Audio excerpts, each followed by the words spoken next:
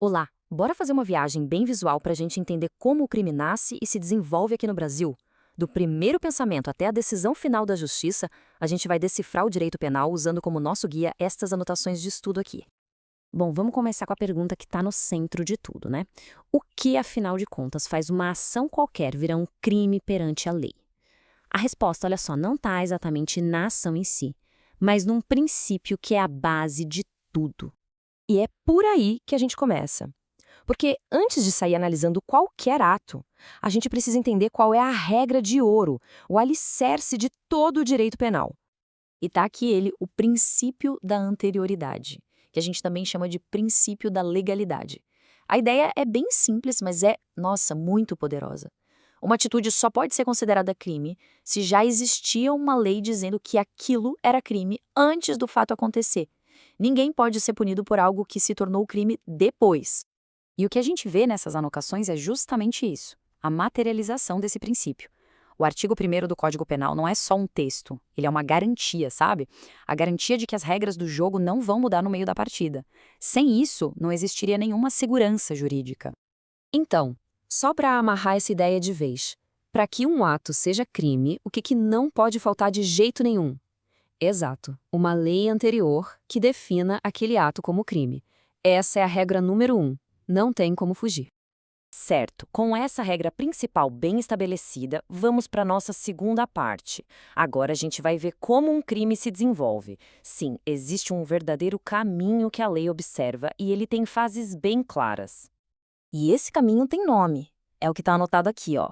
Iter criminis, que é latim para caminho do crime. Ele nada mais é do que a descrição das etapas que alguém percorre desde a ideia de cometer o crime até a sua conclusão.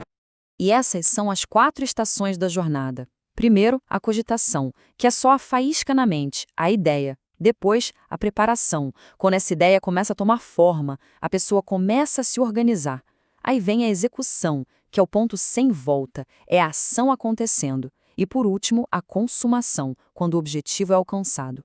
E aqui está o pulo do gato. O direito penal, no geral, só começa a se preocupar quando a coisa sai da cabeça e vira uma ação no mundo real. Ou seja, só pensar em cometer um crime não é punível. A lei só entra em campo, como regra, a partir da fase de execução. E quando é que essa jornada chega oficialmente ao fim? Bom, um crime é considerado consumado no momento exato em que tudo o que aconteceu se encaixa perfeitamente na descrição que está na lei. É como se fosse uma chave que entra certinho na fechadura. Para a lei, nesse ponto, a missão foi cumprida. Mas a gente sabe que nem todo caminho do crime chega ao seu destino final, né? Na nossa terceira sessão, a gente vai explorar justamente o que acontece quando essa jornada é interrompida no meio. A primeira situação é a tentativa. Aqui é o seguinte, a pessoa inicia a execução, ela está agindo para cometer o crime, mas alguma coisa externa, algo que ela não controla, impede que o crime se consume. A polícia aparece, a vítima consegue fugir, a arma falha, enfim, são circunstâncias alheias. E se a gente olhar de perto nessas anotações, dá para ver que nem toda tentativa é igual. A lei faz uma diferença importante. A pessoa fez tudo o que podia para consumar o crime ou ela foi interrompida antes. Essa distinção é super importante porque mexe diretamente no cálculo da pena. Mas e se a própria pessoa decide parar? É aí que a lei oferece o que os especialistas chamam de pontes d'ouro, que são como saídas de emergência. A primeira é a desistência voluntária. No meio da execução, a pessoa simplesmente para por vontade própria. A segunda é o arrependimento eficaz. Ela até termina a ação, mas logo em seguida faz algo para impedir o resultado. Pensa assim, na desistência a pessoa não atira. No arrependimento eficaz, ela atira, mas corre para salvar a vítima. E essa frase aqui das anotações resume tudo de um jeito genial. A tentativa é a situação do quero, mas não posso, porque um fator externo atrapalhou. Já a desistência é o posso, mas não quero. É uma decisão voluntária de parar o que estava fazendo. E tem mais uma chance, viu? Mesmo depois que o crime já foi consumado. É o arrependimento posterior. Funciona assim: em crime sem violência, se a pessoa repara o dano ou devolve o que pegou por vontade própria, antes do processo começar de verdade, ela pode ganhar uma redução de pena. Esse cronograma aqui ajuda a gente a visualizar tudo isso. A desistência acontece durante a execução. O arrependimento eficaz logo depois da execução. E o arrependimento posterior acontece bem mais para frente, quando o crime já está completo, mas antes da denúncia ser recebida. Fica bem clara a linha do tempo dessas saídas. Beleza, já entendemos o que é um crime, como ele acontece. Agora, na nossa última sessão, vamos dar um passo para trás e entender onde a lei penal do Brasil tem poder de agir. A regra principal é bem fácil de entender. É o princípio da territorialidade.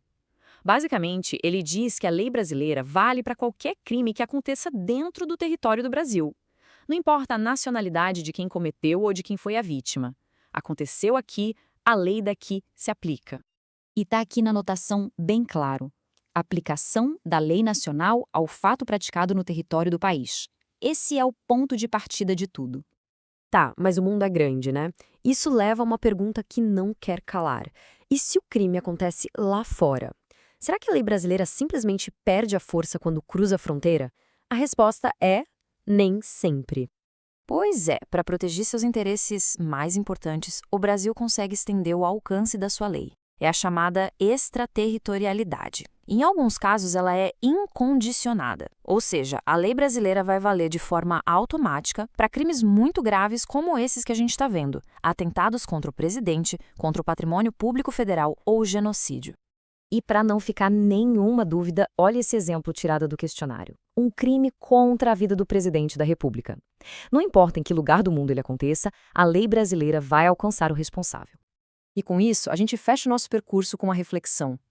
A gente viu que a lei tenta criar regras bem claras sobre o que é um crime e onde ela se aplica. Mas a jornada do crime mostra que existe uma dança complexa entre o que se pensa, o que se faz, o resultado disso e as fronteiras. Fica a pergunta no ar. Como a justiça consegue equilibrar a rigidez da lei com a fluidez das ações humanas num mundo cada vez mais conectado? Obrigado pela companhia.